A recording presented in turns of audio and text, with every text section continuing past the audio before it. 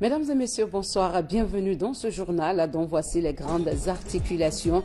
Formation des conseils nationaux et administrateurs parlementaires sur la personne handicapée dans la rédaction de la nouvelle constitution afin de prendre en compte leur vulnérabilité.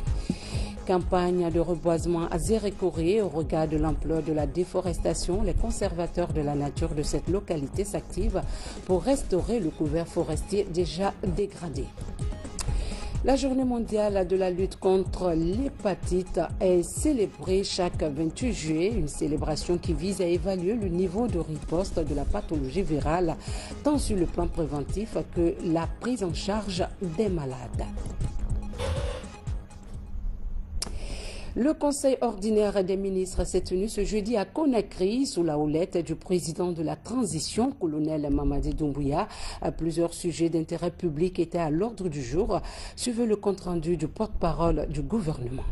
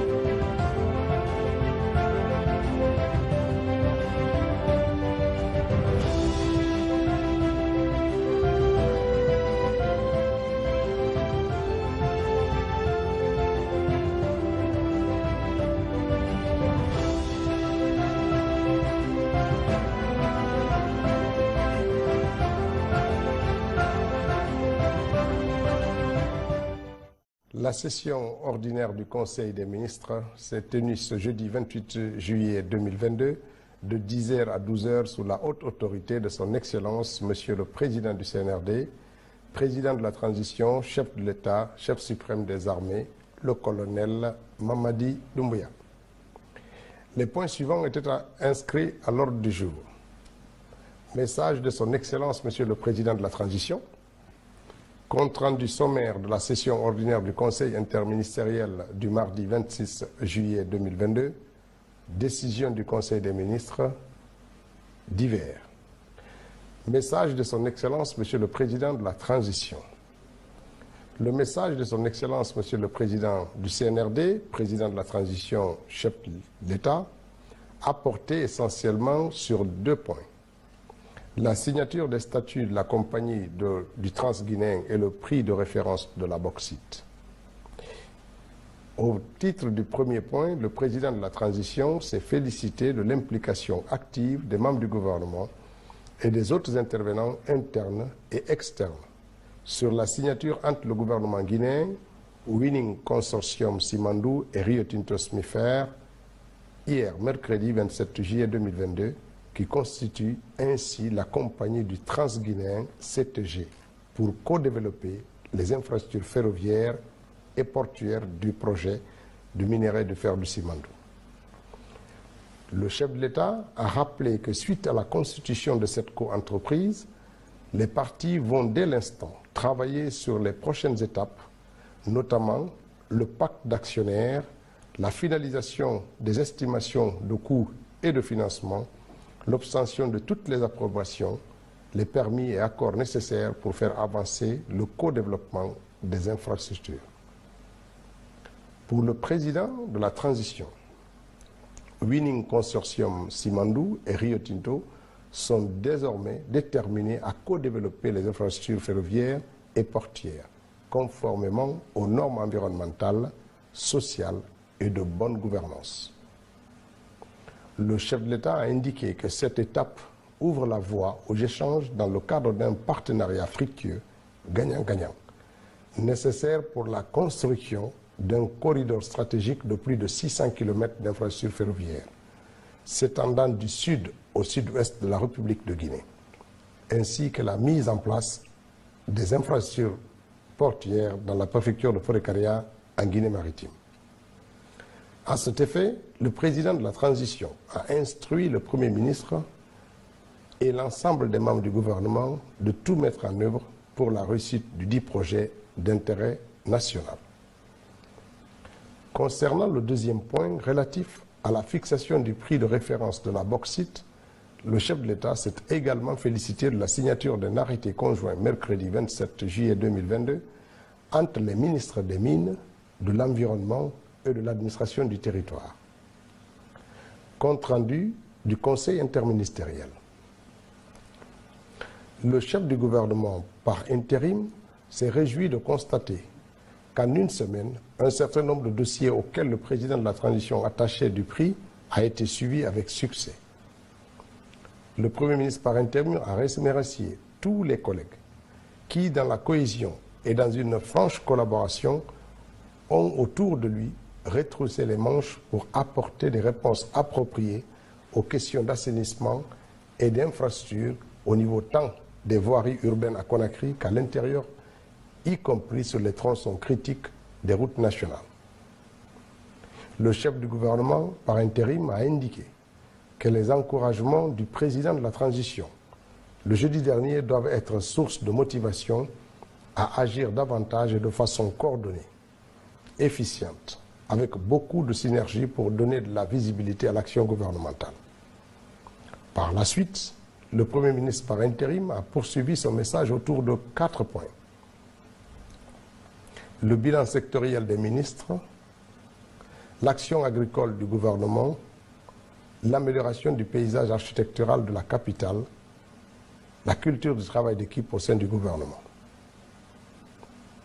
Le bilan sectoriel des ministères. Dans la perspective de la célébration de l'an 1 du CNRD, le chef du gouvernement, par intérim, a instruit à chaque ministre de préparer un bilan synthétique de son département. Cette action consiste principalement à diriger les projecteurs sur ce qui a été réalisé de façon concrète et pratique. L'action agricole du gouvernement. Pour donner suite à la campagne de 50 hectares de culture par département ministériel, initiative soutenue et encouragée par le président de la transition, le Premier ministre par intérim s'est engagé à faire le point à mi-parcours de cette action destinée à donner le ton de la réponse nationale contre la vie chère. Dans ce sens, les informations recueillies seront présentées au président de la transition dès la semaine prochaine. L'amélioration du paysage architectural de la capitale. Pour contribuer à la modernisation de l'architecture urbaine de Conakry, le chef du gouvernement par intérim a invité le ministre de l'Habitat, de l'Urbanisme et de l'Aménagement du territoire à proposer une stratégie d'incitation des entités spécifiques, les banques, les assurances, les sociétés minières, les sociétés de téléphonie et autres, en vue de la réalisation des cités modernes dans notre pays. La culture du travail d'équipe au sein du gouvernement. En vue de meilleur suivi des projets de décret, le chef du gouvernement par intérim a demandé au ministre de veiller scrupuleusement au respect de la procédure de soumission des documents à la signature du président de la transition. L'exposé des motifs et les références de textes de loi doivent accompagner ces projets de décret avant transmission à la primature, puis au cabinet de la présidence de la République. Le Premier ministre par intérim a clôturé son message en invitant tous les membres du gouvernement à s'assurer de la régularisation du paiement des factures d'électricité et d'eau de leur département, des directives et ou agences placées sous leur autorité. C'est là dans les 2 semaines qui suivent. Le ministre du Budget a fait 2 communications. L'une relative à la procédure de passation des marchés publics et d'exécution de la dépense publique dans la perspective de réduction des délais, et l'autre relative aux formalités douanières des paiements des droits et taxes, les modalités d'octroi de l'autorisation d'enlèvement provisoire des biens. Le ministre de l'Énergie, de l'Hydraulique et des Hydrocarbures a aussi fait une communication relative au projet de ligne électrique, de transport et d'interconnexion en cours de réalisation et recherche des financements. Décision. Ministère du Budget. Le Conseil a décidé de faire le point sur les projets d'investissement 2022 d'ici à la semaine prochaine. Au ministre du Plan, de l'Économie et des Finances, de finaliser le processus de dématérialisation et de préparer un projet de décret pour rehausser le seuil d'engagement. Le projet sera soumis au prochain Conseil interministériel pour examen. À la Commission d'appui du budget d'assister chaque ministère à faire avancer les dossiers en cours avant le 31 décembre 2022 et d'accompagner les projets à financement DTS et mieux élaborer le plan de passation des marchés 2023. Ministère de l'administration du territoire et de la décentralisation. Communication relative à la stratégie d'assainissement public durable. Le Conseil a décidé de structurer les propositions de solutions à court, moyen et long terme, de réexaminer les contrats des opérateurs de transfert et de mise en décharge des déchets. Ministère de l'énergie, de l'hydraulique et des hydrocarbures. Communication relative au projet de ligne électrique de transport et d'interconnexion en cours de réalisation et recherche de financement. Le Conseil a décidé de soumettre un plan de restructuration d'électricité de Guinée EDG, de faire de la pose des compteurs EDG une priorité, de faire le point du projet d'électrification de Cancan, de rencontrer le chef de l'État sur les dossiers d'énergie renouvelable. Au titre des divers, le président a instruit le ministre secrétaire général du gouvernement d'organiser un atelier de formation à l'intention des directions générales ou des EPA. Le ministre du Tourisme, de la Culture et de l'Artisanat a informé le Conseil du décès du grand artiste guinéen, communément appelé Maître Mamadou Aliou Bari, ancien chef d'orchestre de Kaloum Star, décès survenu le lundi 25 juillet 2022 en France. Le ministre a sollicité l'assistance financière du gouvernement pour le rapatriement du corps et l'organisation du symposium. Le ministre de la Justice et des Droits de l'Homme a fait part de sa grande préoccupation des condamnations récurrentes de notre pays par des juridictions internationales sans que son département ne soit informé. À cet effet, il a invité les membres du gouvernement à lui faire la situation d'éventuels contentieux qui impliqueraient directement ou indirectement leurs départements respectifs sur la scène internationale, afin que toutes les dispositions soient prises. Il a aussi donné des informations sur l'évolution des travaux relatifs à l'organisation du procès du 28 septembre et notamment sur l'état d'avancement des dossiers concernant l'aide juridictionnelle. Le ministre des Affaires étrangères a félicité le président de la transition pour son implication personnelle et le leadership dont il a fait preuve pour la réussite de la signature de la Convention de création du Transguinéen, et ceci dans l'intérêt supérieur du peuple de Guinée.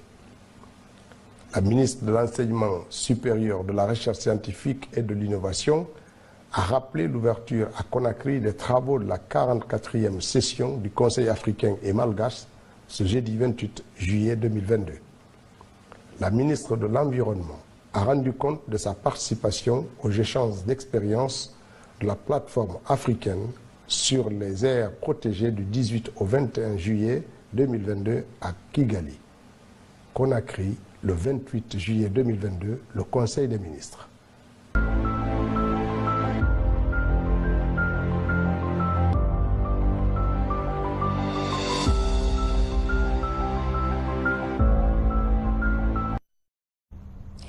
Bientôt, l'exploitation du jugement de fer de Simandou. L'État guinéen vient de signer la convention de création de la co-entreprise dénommée Compagnie Transguinée. Ansoumane Toumani Kamara pour en savoir un peu plus. Le gisement de fer de Simandou, au sud-est de la Guinée, est la plus grande réserve de minerais de fer de haute qualité non encore exploité au monde. Le minerai de fer de Simandou, de qualité exceptionnelle, est d'une teneur en fer supérieure à 65%. précisent les études. Son exploitation, longtemps attendue avec impatience, se réalisera dans un proche avenir. Ces signatures de documents, ce 27 juillet 2022, au terme des négociations houleuses mais bénéfiques pour les parties prenantes, ouvrent la voie à la création d'une co-entreprise. Rio Tinto Simfer, Winning Consortium Simandou et l'État guinéen forment cette co-entreprise. De notre côté, le gouvernement poursuivra ses réformes pour l'amélioration continue du cadre d'investissement dans notre pays, notamment en ce qui concerne les activités de facilitation pour la délivrance des permis et autorisations nécessaires pour la réalisation du projet et son exploitation dans le respect des meilleurs standards en matière, notamment ESG, environnemental, sociétal et gouvernance. À cet égard, j'invite toutes les parties prenantes à garder le même état d'esprit de collaboration au sein de la co-entreprise qui est la structure de réalisation et d'exploitation des infrastructures du projet Simandou. Par ailleurs, je suis convaincu que cette avancée majeure de notre projet commun facilitera la reprise de l'ensemble des activités du projet pour atteindre les objectifs définis dans l'accord cadre, avec un accent particulier sur le respect du contenu local, auquel le chef de l'État et son gouvernement attachent une importance particulière. Je réitère à nos partenaires l'attachement du chef de l'État au respect des accords liant la République de Guinée à ses partenaires. Et le projet Simandou, qui est le plus important projet mine infrastructure au monde, est la preuve éloquente des actions du gouvernement pour attirer les investisseurs. La co-entreprise pour le développement du méga-projet du gisement de fer de Simandou est baptisée Compagnie du Transguinéen CTG. La compagnie transguinéenne se met dès l'instant à l'œuvre pour exploiter plus de 1,8 milliard de tonnes de réserves de fer de Simandou, y compris des infrastructures diverses. Je tiens d'entrejeu à remercier le chef de l'État pour sa vision et son engagement à trouver une solution pour que le projet Simandou puisse enfin se développer. Son leadership a été un facteur déterminant pour la création de la co-entreprise. Je voudrais aussi remercier nos partenaires Winning et l'équipe du gouvernement avec qui nous avons travaillé. La constitution de la co-entreprise aujourd'hui est une étape majeure dans la mise en œuvre de la vision du gouvernement que nous partageons. Le développement du projet Simandou dans l'intérêt de la nation et du peuple guinéen. L'accord conclu aujourd'hui nous permet de combiner les forces des trois parties. La vision de l'État guinéen, la capacité d'exécution rapide et l'expertise de Winning Consortium dans le développement des infrastructures à grande échelle, l'expérience et les normes de Rio Tinto en matière de responsabilité sociale et d'emploi local. Pour notre part, nous nous engageons à travailler d'arrache-pied pour la construction du projet dans les délais impartis. Cela impliquera l'emploi et la formation de milliers de Guinéens et permettra d'amorcer, je l'espère, le développement d'un tissu industriel et d'entrepreneurs guinéens dans tous les domaines. La construction, l'agriculture, le transport, etc. Notre souhait le plus ardent, c'est que ce projet constitue un socle majeur de la transformation de l'économie guinéenne et de la création d'une classe moyenne prospère à travers toutes les régions.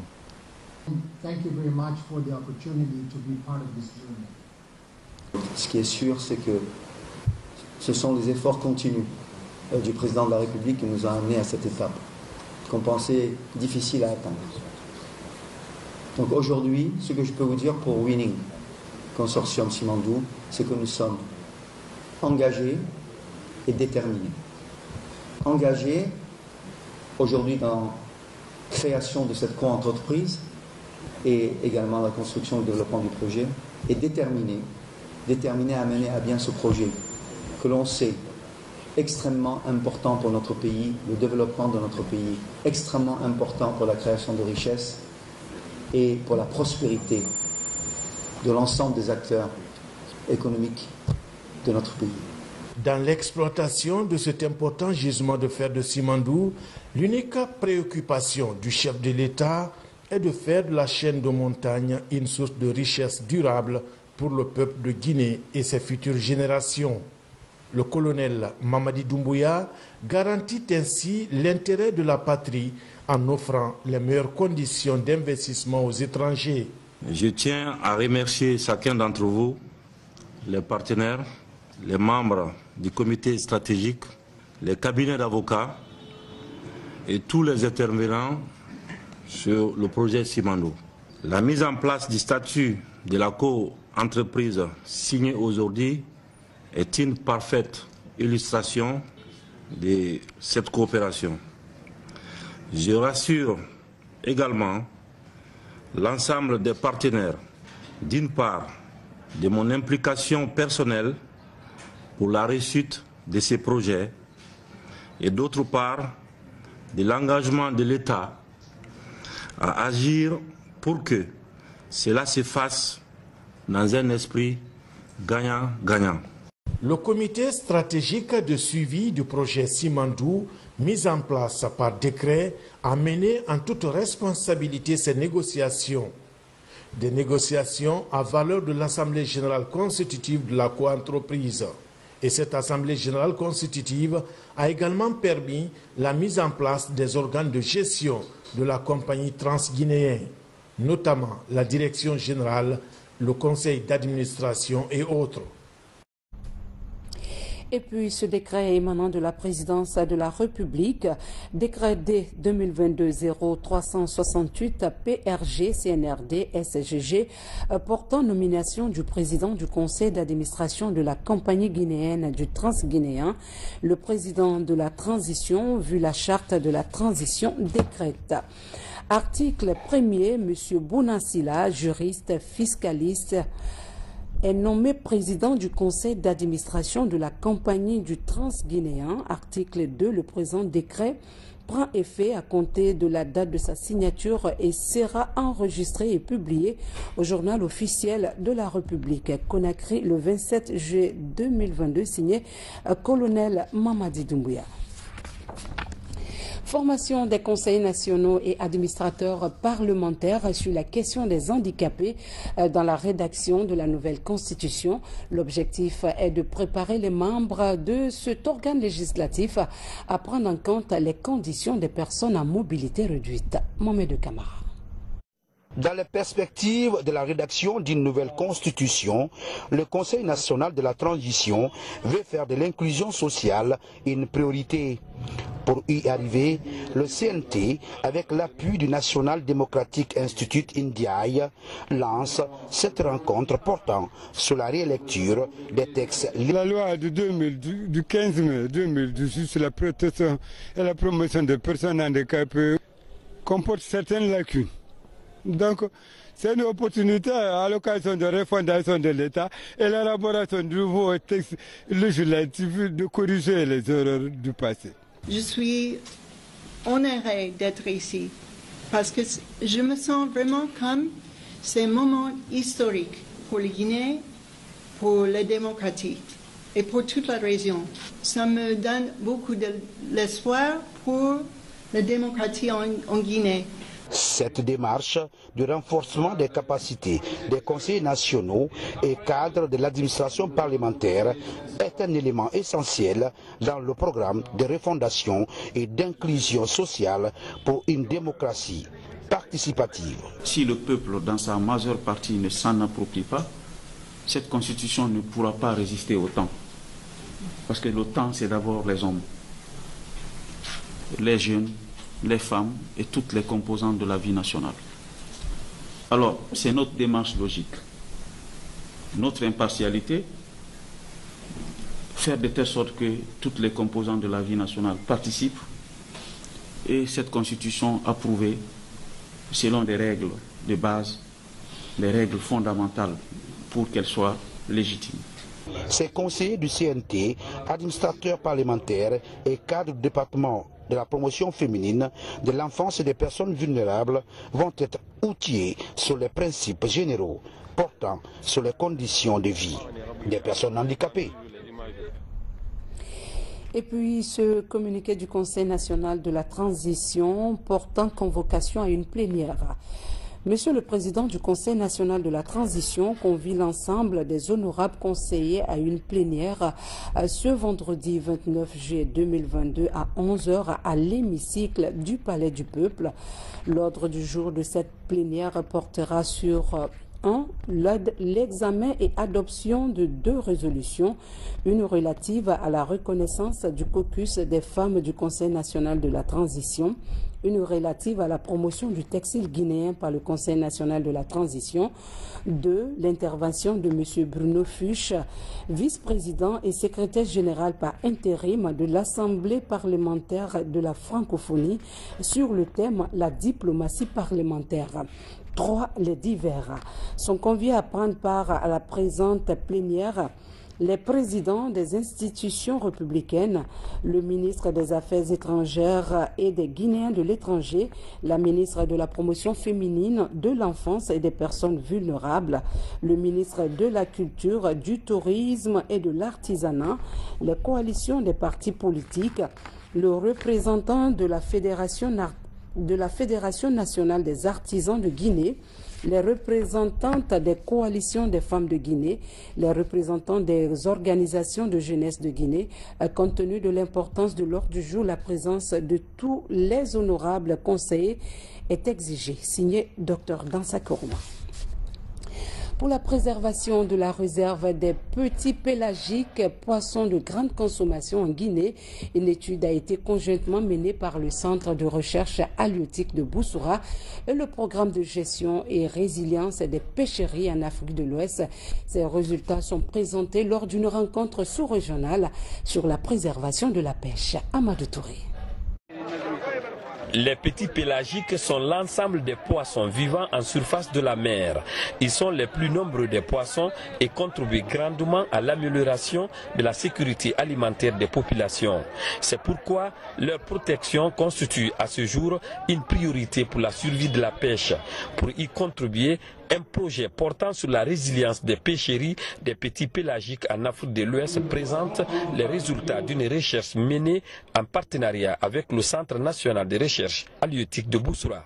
Ce qui est ressorti de nous, je pense que les chercheurs du CNHHB ont produit d'importants en Guinée-Conakry, ont eu d'importants résultats dans ce sens-là. C'est ces résultats qu'il s'agira de présenter aujourd'hui, puis d'en discuter avec les acteurs et puis d'en produire une note de politique publique à mettre à la disposition des décideurs. Ce projet concernant les petits pélagiques est très important pour la Guinée, parce que nous savons que la majeure partie de la population guinéenne c'est nourri de petits pélagiques.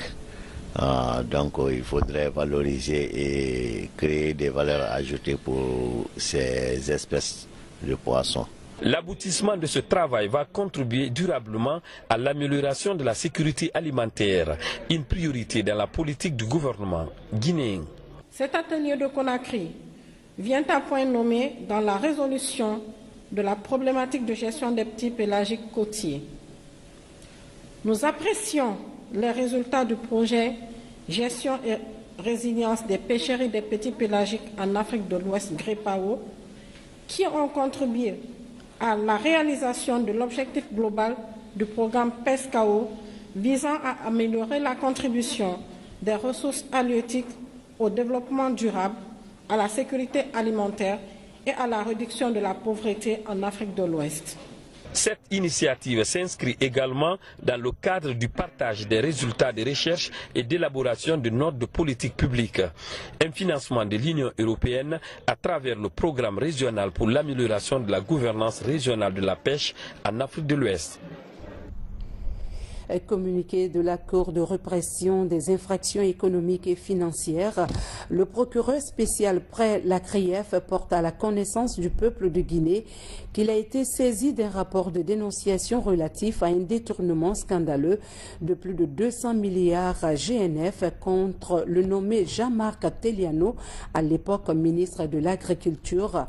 Il résulte de ce rapport que de 2011 à 2012, le gouvernement de la Guinée a entrepris un vaste programme pour l'atteinte de l'autosuffisance alimentaire, se matérialisant par l'achat d'engrais, de phytosanitaires, d'équipements, de semences ainsi que des subventions accordées à certains organismes pour un investissement total de 368 milliards 967 millions 473 558 GNF après vérification des mouvements sur les comptes des différentes chambres régionales d'agriculture ouverts dans les livres de la BCRG. Il n'y a été trouvé que la somme de 111 milliards 217 millions 518 500 GNF, soit un gap de 257 milliards 749 millions 955 058 GNF. Ces faits ainsi relatés sont constitutifs au regard de la loi des infractions de détournement de deniers publics faux et usage de faux en écriture publique, enrichissement illicite, blanchiment de capitaux, corruption et complicité telles que prévues par les dispositions des articles 19, 20, 585 et suivants, 764 et suivants, 776 et suivants du Code pénal, 712, 113 de la loi numéro 2021-0024 AN portant lutte contre le blanchiment de capitaux et financement du terrorisme et les articles 3, 4, 45 de la loi L 2017-041 AN du 4 juillet 2017 portant prévention, détection et répression de la corruption et des infractions assimilées. Le parquet spécial, après examen de toutes les pièces du dossier, a requis l'ouverture d'une information judiciaire contre le nommé Jean-Marc Teliano pour infraction visée supra. Signé procureur spécial Ali Touré. Malgré l'existence des textes juridiques et réglementaires sur la protection de l'écosystème, les ressources forestières guinéennes restent toujours menacées par l'exploitation abusive de l'homme. Pour remédier aux pratiques qui détruisent l'écosystème, un atelier de mise à niveau des acteurs est organisé. Yaya Sela. La forêt et ses ressources en Afrique de l'Ouest doivent être protégées. En Guinée, après l'élaboration du cadre juridique et réglementaire pour la protection de l'environnement, le renforcement ou la mise à niveau de ce cadre juridique et réglementaire s'impose. Le constat qui se dégage après une analyse sur le terrain, ce cadre juridique et réglementaire n'est pas appliqué par les acteurs de l'environnement. C'est pour corriger cet état de fait que les partenaires techniques et financiers comme la FAO apporte sa contribution en organisant cet atelier de mise à niveau du cadre juridique et réglementaire pour la protection des ressources de l'écosystème forestier. La FAO attend de vous que vous preniez connaissance du contenu du rapport juridique, que vous formuliez des suggestions et recommandations pertinentes pour l'enrichir et qu'il soit amendé en tenant compte de vos commentaires. Je réitère l'engagement de la FAO à accompagner la mise en œuvre des activités prioritaires du gouvernement pour la protection de l'environnement et la gestion durable des forêts.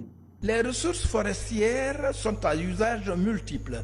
On peut citer entre autres l'usage domestique et économique qui peuvent entraîner des exploitations abusives dont les conséquences sont souvent dévastatrices. Il est important d'inviter, n'est-ce pas, tous les acteurs, tous les partenaires à faire en sorte que nous puissions non seulement élaborer les textes, mais également les vulgariser pour permettre, n'est-ce pas, à tous les acteurs intervenant dans le sens, n'est-ce pas, dans le domaine de l'environnement pour, n'est-ce pas, améliorer la qualité de la protection, n'est-ce pas, de nos forêts, puisque vous n'êtes pas sans savoir que sans la forêt, il n'y a pas de vie. Après le toilettage des textes, un document final sera proposé pour validation par les départements ministériels concernés. Dans l'actualité également, les opérations citoyennes de nettoyage se multiplient dans la capitale Conakry. L'exemple a été donné par le président de la transition. Nombreux sont ceux qui accompagnent les efforts du gouvernement. Le grand cimetière de Cameroun, palais de l'éternel repos, vient d'être assaini par le ministère de l'Environnement. L'objectif est d'amener les populations au respect de l'environnement en améliorant leur cadre de vie. Mamadou Alpha Baldé, reportage. Depuis quelques semaines, le gouvernement est en ordre de bataille contre les ordures dans toute la capitale. Partout, des actions sont entreprises pour renouer avec la salubrité. Les populations intègrent progressivement la question et participent de plus en plus aux opérations d'assainissement. Ce matin, des cadres du ministère de l'Environnement sont au grand cimetière de Cameroun. Cet endroit sacré est débarrassé des ordures. C'est sur instruction de Madame la ministre de l'Environnement et du Développement durable, en la personne Lopo Lama, qui nous a mandaté de venir assainir, parce que c'est un lieu public, c'est ici où reposent en paix ici nos morts. Donc on ne doit pas les oublier. C'est un endroit, bien que ça soit public, on ne doit pas les laisser pour compte. On doit venir assainir toujours, parce que nos morts, ils doivent rester vraiment dans un lieu paisible et assaini. Tout en sollicitant la poursuite et la pérennisation de ces opérations, les administrateurs du cimetière souhaitent plus d'accompagnement pour maintenir la propreté des lieux. Donc je veux que ça continue. Et nous avons besoin il y a des arbres à élaguer. Il y a toutes sortes de travail ici au cimetière national Cameroun. Et nous avons besoin de l'assainissement et l'élagage. Il y a des bois qu'il faut dégager et élaguer. À travers sa direction en charge de l'assainissement, le département de l'environnement compte cibler plus d'endroits stratégiques en vue de leur redonner tout leur éclat. Lancement à Zérékoré de la campagne de reboisement. Au regard de l'ampleur de la déforestation, les conservateurs de la nature de cette localité s'activent pour restaurer le couvert forestier déjà dégradé afin de rétablir une gestion durable des ressources. Lancé Kamisoko. Créée en 1953 avec un espace de 78 hectares, la forêt du 1er mai dans la commune urbaine de Zérékoré est fortement dégradée aujourd'hui à cause de l'action anthropique. La sauvegarde de la relique de ce patrimoine forestier est au centre de la campagne nationale de reboisement de cette année lancée par le gouvernement de la transition. Sur l'initiative du Monsieur le Président de la République, commandant en chef des forces armées, qui a décidé que cette année, il y ait 1000 hectares reboisés en République de Guinée. Cela permettra de rajeunir la forêt classée et les sites urbains. Cette forêt a connu beaucoup d'agressions anthropiques à des niveaux différents. C'est pourquoi nous devons nous lever comme un seul homme et tous dans le slogan « Un Guinéen, un arbre planté et protégé » pour combattre cette désertification qui avance à pas de géant. Avec pour vocation essentiellement environnementale, l'université de Zérékoré vient apporter sa touche particulière à cette campagne de protection de la Dame Nature. La préservation de l'environnement est une problématique générale qui doit préoccuper tout le monde, en particulier nous les professionnels du domaine. Donc c'est à encourager et à perpétuer dans le temps. En 1967, la région forestière comptait 14 millions d'hectares de forêts classées. Selon la dernière étude faite en 2002, il n'en reste plus que 700 000.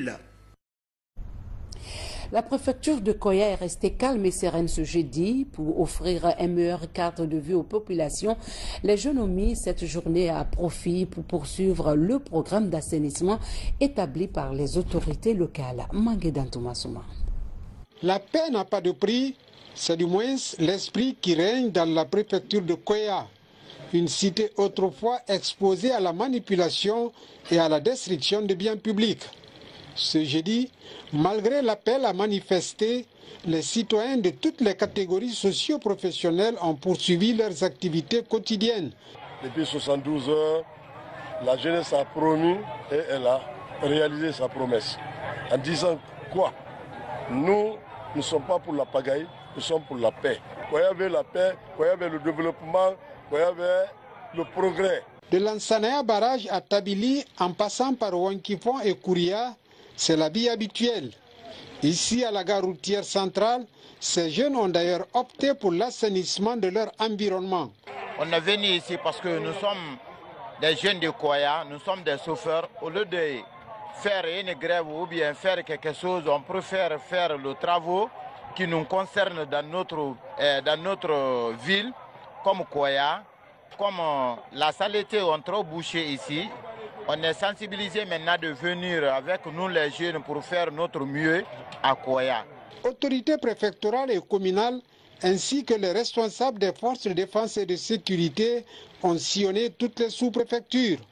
Ce pour veiller au climat de quiétude et de paix qui prévaut dans la préfecture de Koya en cette période de transition. La marche des forces vives n'a pas été autorisée par les autorités des communes concernées par le trajet. Les forces de l'ordre ont été déployées pour encadrer la manifestation, ce qui a permis par endroits à certains citoyens de vaguer à leurs occupations. Par contre, l'axe Bambeto-Koza est resté impraticable. Colonel Morikaba. Il est 10 heures. Le rond-point de la tannerie dans la commune urbaine de Matoto, le départ de la manifestation est toujours vide. Les militants n'ont pas répondu à l'appel et ceux qui ont tenté de s'y rendre ont été repoussés. Les riverains ne se sentent pas concernés par l'appel des organisateurs de la marche. L'appel que je peux lancer à l'opinion nationale et à l'opinion internationale, c'est de dire au FNDC de se calmer.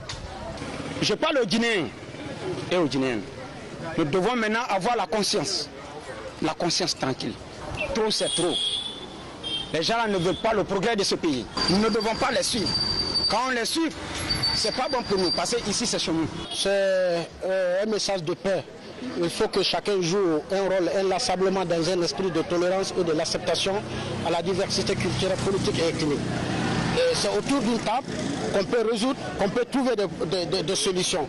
Pour moi, la rue n'est pas une solution. Il faut que les Guinéens se donnent la main, se retrouvent autour d'une table, discuter et trouver, n'est-ce pas, des actions consensuelles pour que le pays là aille de l'avant. Par contre, à Bambeto, les forces de l'ordre ont rencontré une résistance des manifestants. 2 agents ont été blessés, dont un grièvement. Pour le commandement, c'était plutôt un repli tactique. Comme vous le voyez, nous sommes au rond-point central de Bambeto depuis plusieurs minutes. Tout se passe à présent dans les meilleures conditions. Ils étaient sur le carrefour, mais comme vous le savez, avec la gestion professionnelle qu'on est en train de faire présentement avec les manifs, on les gère avec la plus grande technicité. Il n'y avait aucune difficulté de les faire partir, mais sauf que c'était une méthode beaucoup plus professionnelle, pacifique. Il fallait le faire pour qu'ils quittent le lieu là. Pour l'instant, aucune difficulté. Bambeto quitte sa circule vers l'aéroport, aucune difficulté. Comme vous le voyez, pour l'instant, on cherche à consolider, à mettre les usagers en pleine sécurité avant de les ordonner dans super de temps à circuler sur toutes les voies. Un pré-bilan de cette journée est établi. Pour l'heure, on parle de 2 agents de maintien d'ordre blessés, dont un grièvement. Un pick-up de la police calciné et plusieurs autres véhicules endommagés. À présent, nous vous invitons à suivre la déclaration du parquet général lue par l'avocat général Mohamed Lamine Diallo. Communiqué du parquet général près la cour d'appel de Conakry. À Monsieur le procureur de la République, près les tribunaux de première instance de Dixine, Mafankou, Kaloum, Dubreka et Koya. Objet. Instruction aux fins de poursuite judiciaire contre les organisateurs et les participants à la manifestation interdite du 28 juillet 2022 pour des faits présumés de manifestations illicites, de destruction d'édifices publics et de biens privés, de provocation à un attroupement, de coups et blessures volontaires, d'association de malfaiteurs, d'entrave à la liberté de circulation et de complicité. À référence du communiqué numéro 966/PG/CA/C 2022, en date du 26 juillet 2022 du parquet général près la cour d'appel de Conakry, enjoignant les procureurs de la République près les tribunaux de première instance de Kaloum, Mafankou, Dixine, Dibreka et Koya, qu'en cas de constatation des troubles à l'ordre public et des faits répréhensibles d'engager sans délai des poursuites judiciaires contre les organisateurs de la manifestation interdite et autres auteurs des infractions ci visées. En dépit du rappel à se conformer aux prescriptions légales faites aux organisateurs de la manifestation, il a été porté à la connaissance du parquet général près la cour d'appel de Conakry par les unités de service du maintien d'ordre qu'au cours de la journée du 28 juillet 2022, des rassemblements des individus surexcités munis des armes contondantes ont, dans certains endroits de la ville de Conakry, notamment sur l'axe de la route Le Prince, Carrefour Taneri, Baïlobaya, Keitaya, pris d'assaut les éléments des services de maintien d'ordre de la police et de la gendarmerie nationale, causant de nombreux blessés dans leur rang. Ces agissements ont causé des troubles à l'ordre public, entravant la libre circulation des citoyens, occasionnant ainsi la destruction de la brigade de gendarmerie de Bambeto et des véhicules de police et de la gendarmerie nationale. Ces faits répréhensibles ont été commis à la suite des appels à manifester du Front national de la défense de la Constitution FNDC, dont les membres sont connus et identifiés. Le parquet général, dans son rôle régalien de coordonnateur de l'action des procureurs de la République, du ressort de la Cour d'appel de Conakry, conformément aux dispositions des articles 41, 42, 43 et suivants du Code de procédure pénale, instruit au procureur de la République des tribunaux de première instance de Kaloum, de Mafankou, de Dixine, de Dibreka et de Koya, de diligenter sans délai des poursuites judiciaires contre les organisateurs de la manifestation interdite, en saisissant les unités de police judiciaire de leur ressort, conformément aux dispositions du Code de procédure pénale. Le parquet général attache du prix à l'exécution des présentes instructions dans l'intérêt de la loi et de la préservation de la quiétude sociale en République de Guinée. Conakry, le 28 juillet 2022, le parquet général. Je vous remercie. À l'occasion de la journée mondiale dédiée à la lutte contre l'hépatite, le ministre de la Santé a fait une déclaration pour insister pour plus de vigilance car cette maladie reste parmi les plus contagieuses. Suivez le ministre de la Santé au micro de nos reporters. Le thème choisi pour cette année est quelque chose qui nous interpelle. Et son titre est, je cite, « Rapprocher les soins de l'hépatite des communautés ». L'hépatite est un drame qui se joue presque à guichet fermé et de façon silencieuse. C'est une maladie sournoise qui, chaque année, coûte la vie à près de 125 000 personnes dans le continent africain. Le drame se joue à guichet fermé simplement parce que ceux et celles parmi nous qui sont porteurs du virus qui cause l'hépatite, dans la majorité des cas, ne connaissons pas notre statut. À cause de la limitation des méthodes de laboratoire, des méthodes de diagnostic, de coûts élevés des frais de laboratoire et des soins, beaucoup de nos compatriotes ne se font pas détecter et ainsi continuent de porter le virus et la maladie sans le savoir. Aujourd'hui, ce drame, nous avons les moyens de lutter efficacement contre ce drame. Nous avons la vaccination, nous avons de meilleurs moyens de diagnostic et de laboratoire, nous avons des traitements efficaces, mais nous nous heurtons au coût des moyens de laboratoire, mais aussi au coût des traitements. Notre meilleure arme, c'est la prévention et la vaccination. Je voudrais lancer ici un appel à tous nos partenaires afin qu'ils continuent de se mobiliser pour nous accompagner, en leur disant que le gouvernement de transition, au nom de son président, au nom du président de la transition, chef de l'État, chef suprême des armées, le colonel Mamadi Doumbouya, est déterminé à jouer son rôle en mobilisant nos ressources propres, en mobilisant les ressources de nos partenaires au développement afin de renforcer nos capacités de diagnostic, de prévention et de prise en charge de l'hépatite. La journée mondiale de la lutte contre l'hépatite est célébrée chaque 28 juillet, une célébration qui vise à évaluer le niveau de riposte de la pathologie virale, tant sur le plan préventif que la prise en charge des malades. Malgré les efforts déployés par le gouvernement pour prévenir, diagnostiquer et traiter la maladie, un accent doit être mis sur l'information et la sensibilisation, selon le centre SOS Hépatite. Adjatouba. Chaque année, le nombre de patients testés positifs aux hépatites virales progresse. Parmi les formes dépistées, l'hépatite B est à la tête du classement avec un taux de fréquence de 19%. Elle reste la forme la plus contagieuse, dont les symptômes sont rarement connus par les porteurs ainsi que certains médecins. Est-ce qu'il a les signes? La fatigue, la coloration jaune des yeux, la douleur de l'hypocondre droit, la fièvre, la grippe. Plus de la moitié de ces malades ont été traités, ont été pris pour des cas de palu et typhoïde. Il y en a qui ont ça depuis 10 ans, 20 ans, 30 ans. On dit tu as typhoïde, alors que c'est l'hépatite. Donc il y a un problème de diagnostic parce que le vidal doit être abandonné au profit de l'hémoculture et la coproculture. Je ne me sentais pas très bien avant, vers 2019. Mais je ne savais pas que je suis avec l'hépatite. Je pensais que des fois c'est des palis ou d'autres maladies comme ça. En 2021, j'ai pu faire le test et ça a avéré que j'ai positif à l'hépatite. Au centre SOS Hépatite Guinée, 5600 malades sont diagnostiqués porteurs de l'hépatite depuis 2012. Selon les données du centre, la tranche d'âge de 26 à 35 ans est la plus affectée par les formes de l'hépatite B et C. Parmi le sexe, c'est le sexe masculin qui domine. Nous avons 60% d'hommes contre 40% de femmes.